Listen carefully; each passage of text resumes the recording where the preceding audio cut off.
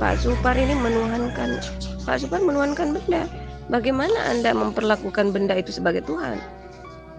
Memperlakukan benda sebagai Tuhan. Seperti apa? Loh, seseorang memuliakan sesuatu itu karena itu perintah. Jadi perihal memuliakan atau menghina-hinakan itu tergantung perintahnya gimana, Pak Supar. Ya perintahnya jangan berbuat syirik gitu loh. Kan sudah ada perintah.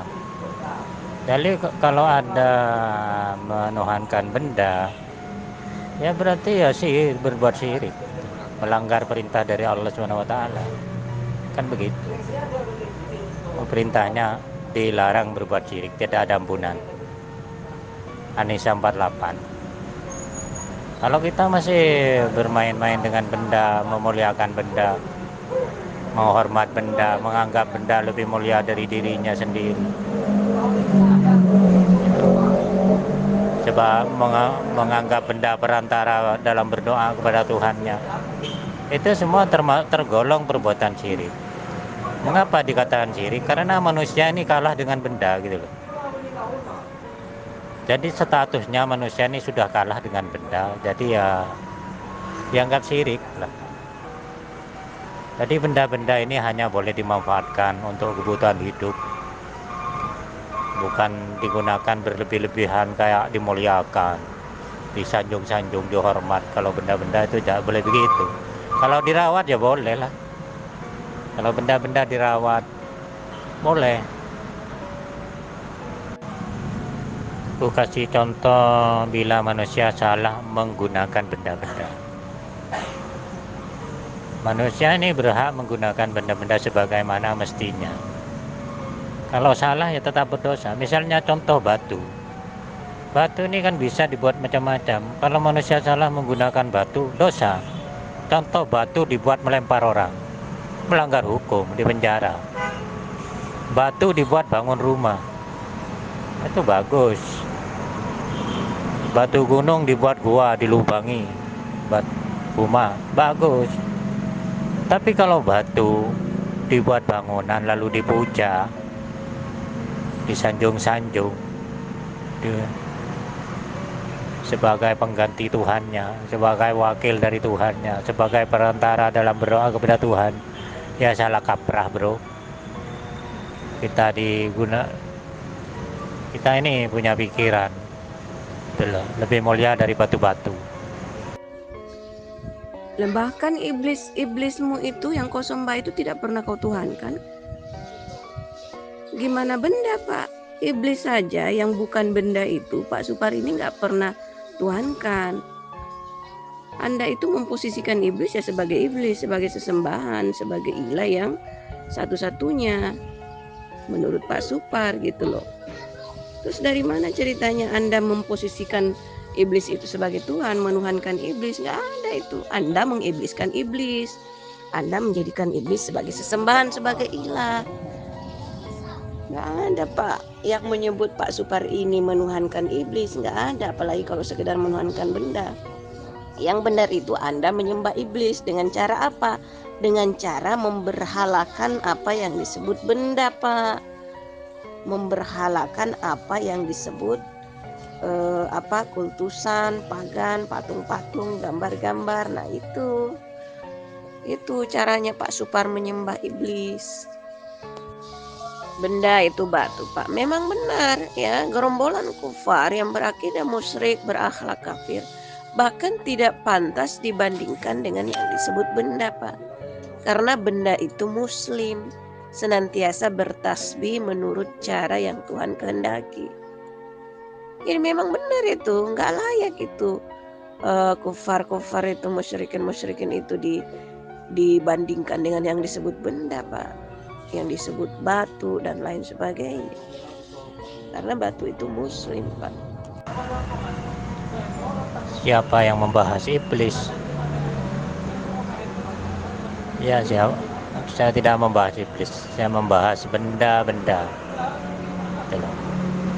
Jadi perilaku manusia yang tidak menggunakan pikirannya dalam memanfaatkan benda-benda cenderung larinya ke perbuatan syirik lah, memuliakan sebuah benda.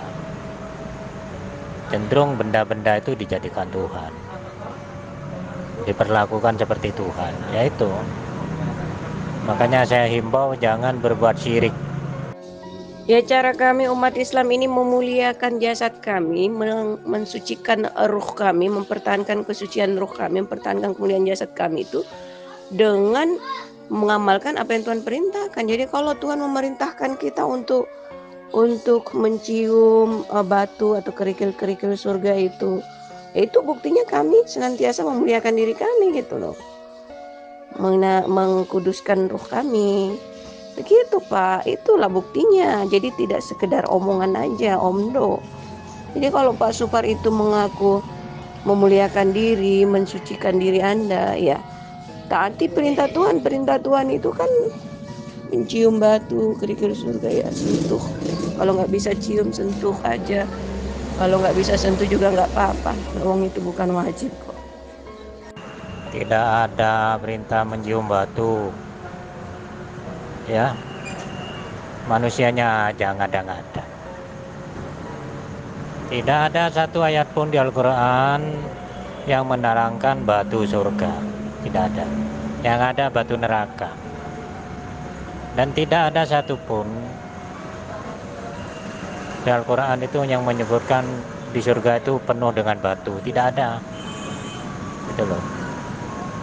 Jadi manusianya sendiri yang ngada-ngada, berlebih-lebihan. Biasalah ajaran kaum musyrikin itu. Siapa yang membahas Pak? Hal yang udah fix itu, udah finish itu nggak untuk dibahas. Saya ini hanya sekedar mengedukasi, mensiarkan apa yang disebut dengan sesembahan, ya.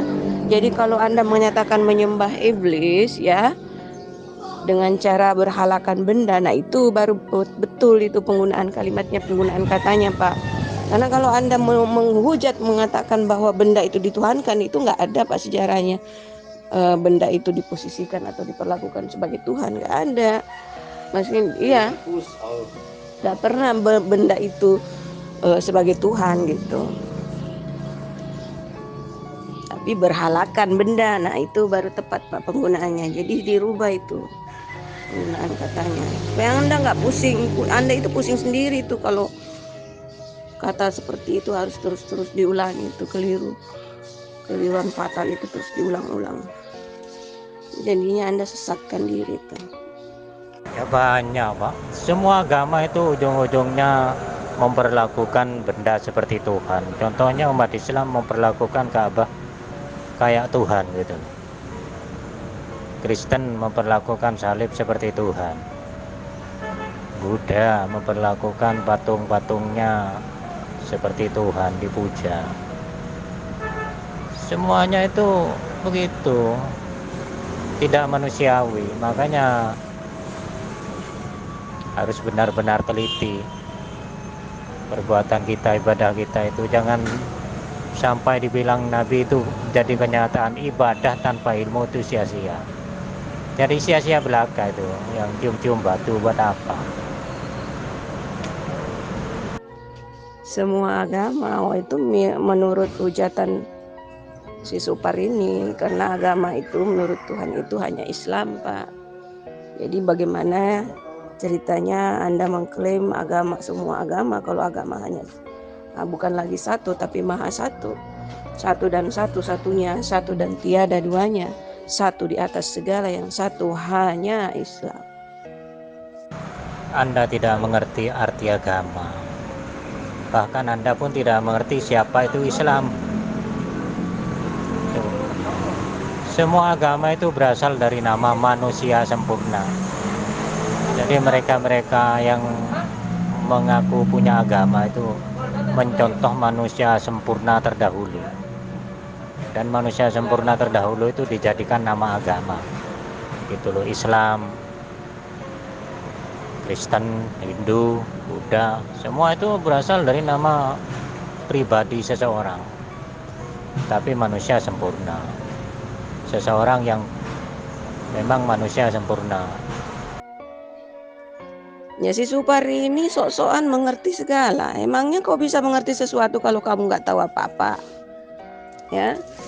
Kamu kudu kepaut dulu ya, kau belajar membaca dulu, kemudian kalau perlu mengeja dulu bacaan-bacaan yang ada, dengar baik-baik apa yang guru PAUD sampaikan ya, baru kau bisa ngomong kau udah tahu gitu. Kalau kamu nggak tahu apa-apa, terus keluar-keluar mengatakan kamu bisa mengerti memahami sesuatu yang kamu nggak tahu, lah itu kebablasan. Emangnya Anda itu sudah pintar setinggi langit? Gak ada. Kamu itu masih ya tahap belajar juga, bukan hakim kebenaran gitu. Anda itu juga belajar juga, jangan dikira kebiasaan-kebiasaan itu dasar kebenaran. Sudah banyak kesesatan yang menjadi kebiasaan gitu. Itu yang perlu Anda sadari. Jadi kalau tidak berpikir, tidak akan tahu bahwa semua agama itu ujung-ujungnya cuma menyembah batu. Itu menyembah batu. Penganut agama itu ujung-ujungnya semua menyembah batu. Itu akibat pemahaman yang salah, sudah terbiasa. Jadi kebiasaan loh.